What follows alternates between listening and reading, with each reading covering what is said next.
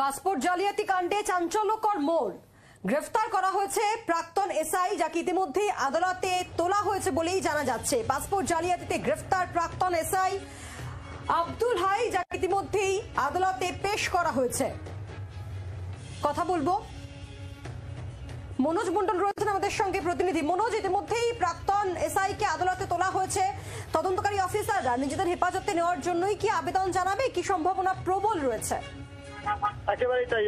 দেখো, গতকাল রাত্রেবেলা যে আব্দুল হাইকে অশোকনগর থেকে গ্রেফতার করা হয়েছে তাকে কিন্তু ইতিমধ্যেই কোর্টে তোলা হয়েছে এবং তাকে কিন্তু নিজেদের হেফাজতে নিয়ে পুরো তদন্ত প্রক্রিয়া চালাবে এমনটাই জানা যাচ্ছে। তবে কামারপুকুর, অশোকনগরের কামারপুকুর এলাকা থেকে কিন্তু গতকাল রাত্রেবেলা এই যে প্রাক্তন পুলিশ কর্মী এসআই, তাকে কিন্তু গ্রেফতার করেছে কলকাতা থানার পুলিশ।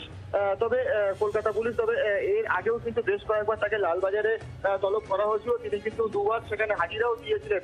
পরবর্তীতে থেকে গতকালকে রাত্রেবেলা যখন তাকে গ্রেফতার করা হয়েছে, তার পরিবারের লোক থেকে শুরু করে প্রতিবেশী তারা সবাই জানাচ্ছেন তিনি অতি সৎভাবে কিন্তু তার কর্মজীবন শেষ করেছেন এবং এলাকায় তিনি কিন্তু যথেষ্ট সুখ্যাতি নিয়েই থাকেন এবং ভালো মানুষ নামে পরিচিত।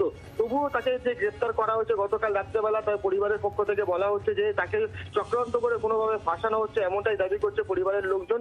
তবে ইতিমধ্যে তদন্তকারী যে অফিসাররা রয়েছে তাকে গ্রেফতার করার পর তাকে জিজ্ঞাসাবাদ করে কিন্তু ইতিমধ্যে জানার চেষ্টা করবে এবং তদন্ত প্রক্রিয়া এগিয়ে নিয়ে যাওয়ার চেষ্টা করবে। ধন্যবাদ প্রসেনজিৎ।